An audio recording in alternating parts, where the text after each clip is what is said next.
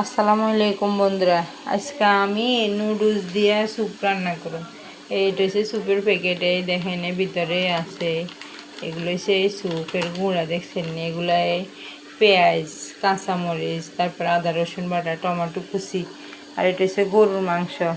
এই গরুর মাংসরে কুচাই লেছি আর এ পানি ফুটতে দিছি। এগুলো একসাথে একা একা দিয়ে দেবো। আর এনে হচ্ছে ঘি, এই ঘি দিয়ে দেবো। এই নুডলস দিই স্যুপ রান্না করো। এই পানি ফুটে গেছে, এবার গরুর মাংস এগুলো দিয়ে দেবো। বন্ধুরা, গরুর মাংস এগুলো সবগুলো দিয়ে দিছে। এন কোনো কিছু দিই না, শুধু মাংস দিছি। মাংসগুলো হালকা একটু মজে যাইলে পরে একে একে সব উপকরণ দিয়ে দেবো। এবারে সামান্য পরিমাণ লবণ দিয়ে দিতেছি। এই সামান্য পরিমাণ লবণ দিয়ে দিছি। এবার একে একে সবগুলো দিয়ে দেবো। বন্ধুরা, এবারে উপকরণ এগুলো দিয়ে টমেটো কুচি দিছি। এবার আমি পেঁয়াজ কুচি দেবো। এই পেঁয়াজ কুচি দিয়ে দিছি। এবার আদা রসুন বাটা, এই আদা রসুন বাটা দিয়ে দিছি। এবার কাঁচামরিচ কুচি, এই কাঁচামরিচ কুচি দিয়ে দিছি। এবার এগুলো যেন একটু সিদ্ধ হইব না, পরে আমি নুডলস দেবো। নুডলসের পরে এই স্যুপ, দেখছেন নি? এগুলারে আমি গুলি লইছি এই বাটির মধ্যে। এগুলো পরে ঢালে দেবো। প্রথমে নুডলস দিয়ে দেবো, পরে স্যুপ দেবো। এবার নুডলসের মশলা এগুলো দিয়ে দিতেছি। এই দেখছেন নি? নুডলসের মশলা এবার দিয়ে দেবো। এই নুডলসের মশলা ঢালে দিছি। একে একে সবগুলা দিয়ে দেবো। এই এই সবগুলো ঢালে দিছি নুডলসের মশলা। বন্ধুরা, এগুলো ভালো করে ফুটতে আছে। এবার আমি সামান্য পরিমাণ ঘি দিয়ে দেবো। এই ঘি শাক হয়ে গেছে, ঘি দিয়ে দিছি। এই ঘি আসছিল, এই ঘি দিয়ে দিছি, কোনো তেল দিতাম না। ঘি দিয়ে দিলে সুন্দর একটা গ্রান আইব।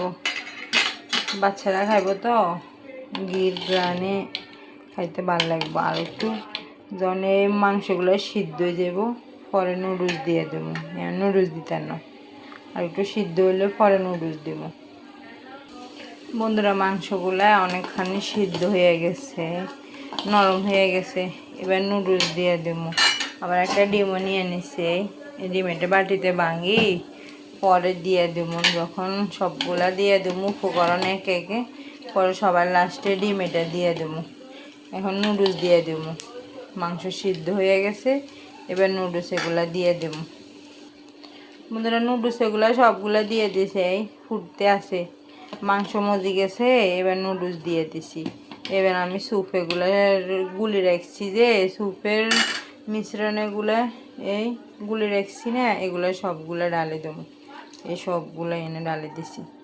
এবার ডালে দিয়ে এবার নাড়তে হইব, খেলে বাজি যাবে। এটা দিলে আস্তে গাঢ় হইতে থাকবো জল। এগুলো আস্তে আস্তে জল গাঢ় হয়ে যাবে।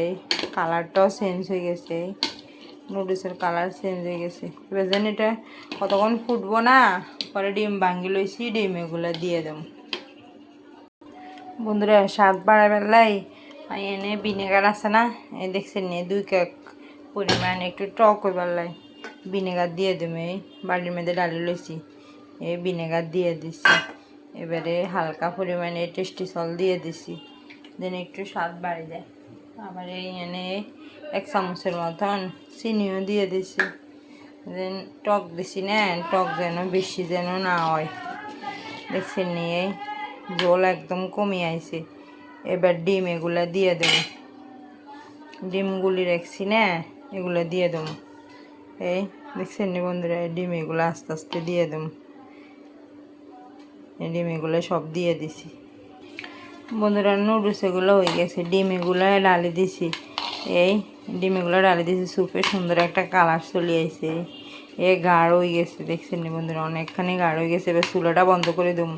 স্যুপ যদি হইতে হইতে বলক উঠতে উঠতে যদি কমে যায়, তাহলে তো স্যুপ খাইতে ভালো লাগতো না। নুডলস দিছি তো, এগুলো আবার বসে যাব। চুলা একদম বন্ধ করে দিছি। বন্ধুরা, টক মিষ্টি জাল একদম, আবার ঘির একটা ফ্লেভার, একদম আমার টেস্ট হয়েছে, খাইতেও খুব মজা হয়েছে। বন্ধুরা, ভিডিওটা ভালো লাগলে লাইক করে দেবেন, কমেন্ট করবেন, শেয়ার করবেন। আসসালামু আলাইকুম বন্ধুরা।